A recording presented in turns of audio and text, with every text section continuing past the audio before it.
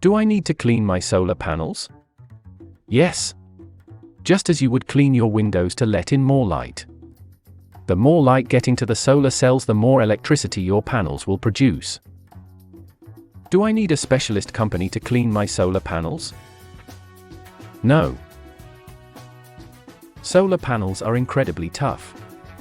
They are built to withstand severe hailstorms and installers walking on them during installation. You will not be able to break them without considerable effort.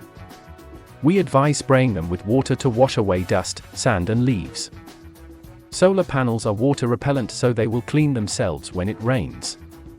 For more stubborn dirt, we suggest using a long pole with a soft brush at the end. Or asking your window cleaner to also clean your solar panels. Beware of companies offering expensive solar panel cleaning. If you like this video, please help us by liking or sharing this post.